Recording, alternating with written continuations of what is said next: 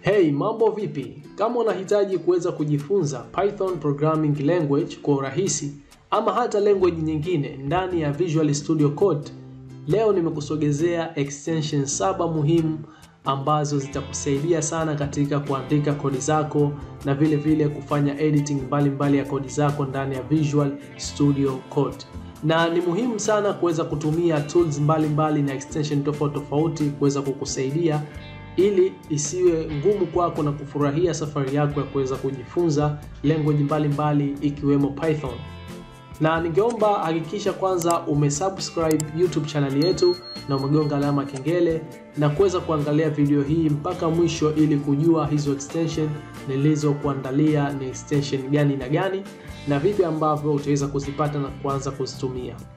Katika extension hizo kuna nyingine ambazo nilishawahi kuziongelea katika YouTube channel yangu, pengine tumeshawahi kutumia wakati tunajifunza language tofauti, lakini nyingine ambazo hatujawahi kuzitumia.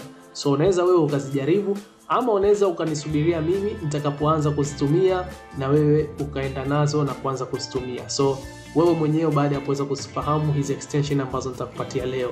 Extension ya kwanza kabisa ni Python kutoka Microsoft.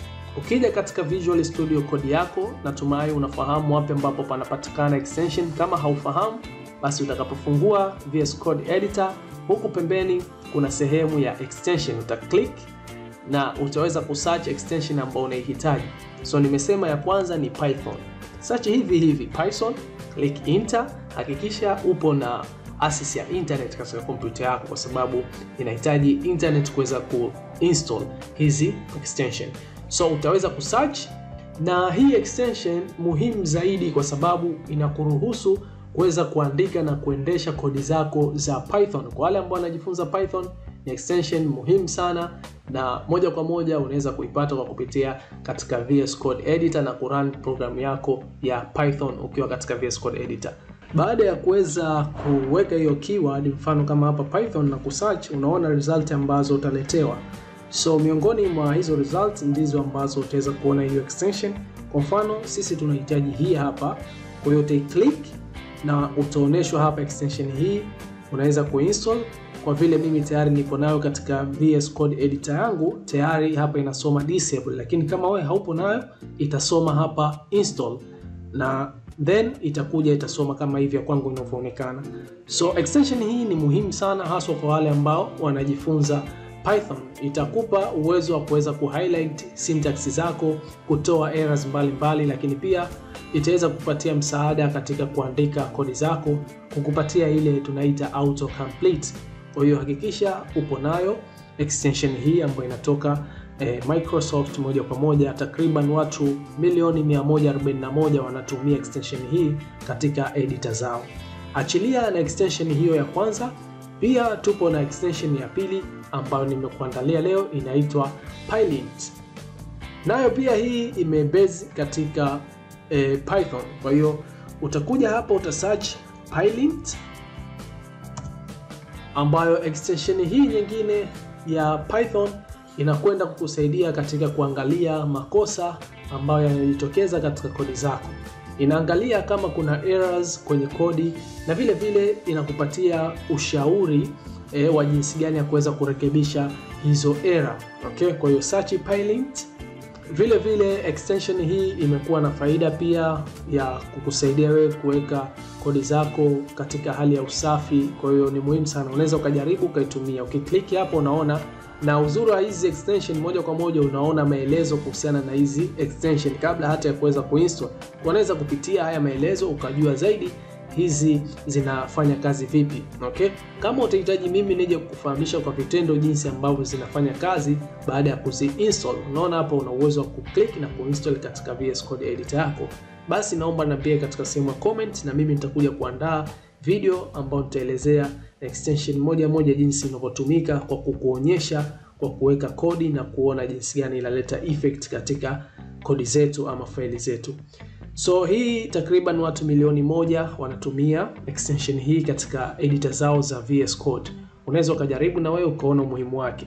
Extension ya tatu leo ni hii Jupyter. Sijui kama umeshawahi kuisikia ama bado hujawahi kuisikia, lakini leo ndo mara yako ya kwanza. Basi hii Pia ni nzuri kwa wale ambao wanajifunza Python. Imebezi sana katika programming language ya Python. Kuna uwezekano mkubwa wa kuweza kutumia Jupyter Notebooks katika VS Code editor, kwa sababu Jupyter Notebooks ni IDE ambayo inajitegemea, lakini una uwezo wa kuingiza hii extension na kuweza kuitumia ndani ya VS Code editor.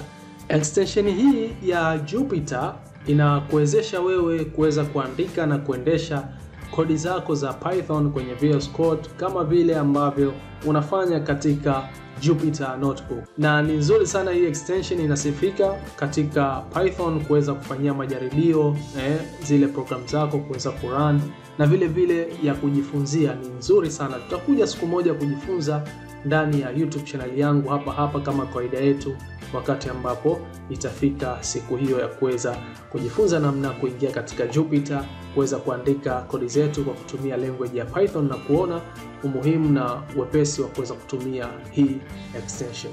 So kama unavyoona, watu takriban milioni 83 wana extension hii katika editor zao za VS Code ambazo wamekuwa wakitumia. Lakini ukiachilia na extension hii, kuna extension nyingine ambayo pia leo nimekusogezea hapa, inakwenda kwa jina la IntelliCode. Andika kama hivi katika extension yako hapo, alafu search, okay? Utaletewa result. Ya kwanza kabisa ndio ambayo extension tunaoizungumzia hapa. Extension hii ni kama mshauri wako wa kibinafsi, okay? Ambaye anakusaidia kuweza kuandika kodi katika hii Visual Studio Code kwa kupitia extension hii ambayo sasa hivi tutaenda kuiona. Inaongeza uwezo wa autocomplete na kutoa mapendekezo mazuri kulingana na kodi zako. Hii IntelliCode ni nzuri sana, imekuwa ikitumika sana, watu wengi wamekuwa wakiitumia, unaweza ukajaribu. Ziko na extension nyingine ambazo zinafanana na hizi ambazo tunaziongelea, lakini hizi ziko juu sana. Okay? Na ndio maana unaona watu wengi wamekuwa wanatumia hizo, wameinstall katika editor zao. Inakusaidia pia hii IntelliCode kuandika kodi zako kwa haraka zaidi na kuepuka makosa mbalimbali. Ukiangalia takriban watu milioni 47 wanayo hii extension ya IntelliCode katika VS Code editor zao. Utasoma maelezo kama utahitaji kuweza kufahamu zaidi kuhusiana na extension yoyote ile ambayo unahitaji. Hii inakuonesha kabisa hapa kwa video jinsi gani inafanya kazi hii IntelliCode. Kwa unaweza kuijaribu, na hii haijabezi tu katika Python, lakini pia hata katika language nyingine mbalimbali inasaidia sana hii extension ya IntelliCode. Unaweza ukaijaribu. Lakini pia kuna extension nyingine ambayo nimekusogezea leo, inakwenda kwa jina la GitLens. Okay? GitLens extension hii inakusaidia kuweza kufanya kazi na version control. Tumeshajifunza tutorial mbalimbali kuhusiana na version control, tukajifunza Git na GitHub. Sasa kwa wale ambao wanafahamu kuhusiana na vitu hivyo, basi hii ni extension kwa ajili yao. GitLens inakusaidia katika kufanya kazi na version control kwa urahisi zaidi. Kama unataka kuweza kufuatilia mabadiliko, kutrack zile changes za kodi zako na kuweza kuona nani ambaye ameandika nini, pengine mnafanya project na unahitaji kuweza kuona kiurahisi kuna mtu ambaye ameedit, pengine ameongeza kitu katika project yenu katika au member wa hiyo timu yenu, basi unaweza kuona kwa urahisi ukiwa na hii extension ya GitLens. Na pia ni extension muhimu sana, inakusaidia kuweza kurejesha mabadiliko ya awali kama kuna kitu ambacho hakiendi sawa katika project yako ambayo unafanya nayo kazi. Issue zile za Git tulivyojifunza kule, nadhani tumeweza kuona una uwezo wa kurudi katika version moja ama kwenda mbele ya version nyingine na kuweza kutengeneza project yako bila shida yoyote. So jaribu GitLens, utaona maelezo hapa yanajieleza vizuri tu kuhusiana na hii extension. Watu wengi wamekuwa wanaitumia, takriban watu milioni 35 wapo nayo katika editor zao. Una uwezo wa kuklik na kuinstall na wewe ukaona jinsi zinavyotumika. Narudia tena, kama unahitaji kuweza kufahamu the ways zinavyotumika hizi, tutakuja kujifunza moja kwenda nyingine katika YouTube channel yangu hapa. So usiache kusubscribe na kugonga alama kengele ili usiweze kupitwa na tutorial mbalimbali ambazo zitakuwa zinafuata. Miongoni mwa hizo itakuwa ni kujifunza hizi extension ambazo nakuwa nakupatia. So vile ukiachilia GitLens, tupo na extension nyingine ya 6 hii ambayo inakwenda kwa jina la Live Share. So ukiklik hii extension inaonekana kama hivi, na moja kwa moja inakupa hapa extension hii inafanya kitu gani.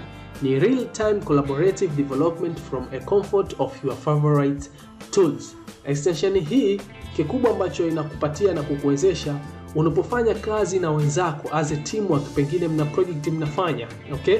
Na unahitaji kuweza kupata msaada kutoka kwa yule mwenzio, ama wewe mwenyewe tu unafanya project yako, lakini unahitaji huko kunishirikisha na mimi niweze kufika katika project yako hiyo huko ulipo, na niweze kukusaidia kama kuna error ambayo imekusumbua mwezi mzima, niweze kuangalia kodi zako na kuweza kukutatulia. Basi hii extension ya live share ni nzuri sana, itakuwezesha wewe kumfikia mtu moja kwa moja. Kwa mfano mimi nafundisha Python programming language. Unafahamu kama mimi nina uwezo wa kufika katika editor yako huko unapoandika kodi zako na kuweza kusolve issue ambayo umekutana nao, pengine inakusumbua, au pengine unahitaji mimi niweze kufahamishia hapo kuna kitu kukiingiza pengine. Basi kwa kutumia hii live share una uwezo wa kufanya hivyo. Kwa hiyo utainstall na utaangalia jinsi inavyotumika na kuelezea hapa inatumika vipi, unaweza kujaribu. Lakini kama utahitaji nije kukufahamisha jinsi inavyotumika, sehemu ya comment ipo, naomba maoni yenu. Nikiona kuna watu wanahitaji vitu, basi nitaweza kutengeneza video kwa haraka zaidi ili kila mmoja wetu aweze kufahamu zaidi kuhusiana na hizi extension ambazo ni muhimu katika VS Code editor. Okay, so moja kwa moja tumalizie na extension ya mwisho ambayo ni material icon themes. Nayo hii imekuwa ikitumika, haitegemei language gani, just ni general VS Code editor yako una uwezo wa kuinstall hii na kuweza kuitumia. Hii material icon themes takriban watu milioni 25 wapo nayo katika editor zao. Kama unavyoona icon mbalimbali, unapoandika language fulani automatic ina detect na kuonyesha faili hiyo icon yake ya hiyo language. Kuna HTML icon yake inaonekana hivi, kuna Python icon yake inaonekana, nadhani tunaelewa hii. Na extension hizi ziko mbalimbali, lakini hii ambayo nimekutajia hapa ni nzuri yao.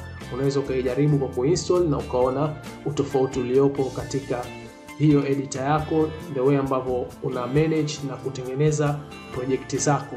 Folder, unaona kuna aina mbalimbali za folder na icon ambazo unapatiwa. So unaweza kujaribu extension hii pia na ukaona utofauti ambao utakutana nao katika kufanya kazi kwako ndani ya VS Code editor.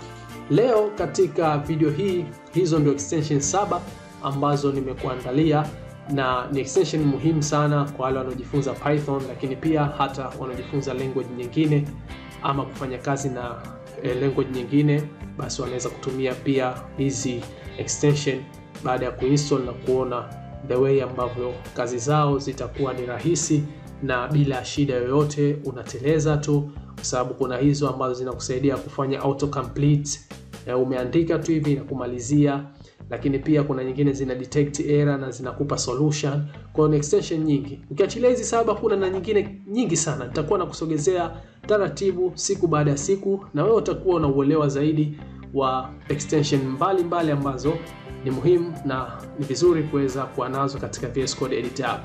Sina la ziada leo katika video hii. Kama una maswali yoyote, una maoni, sehemu ya comment ipo, utaniambia huko chini.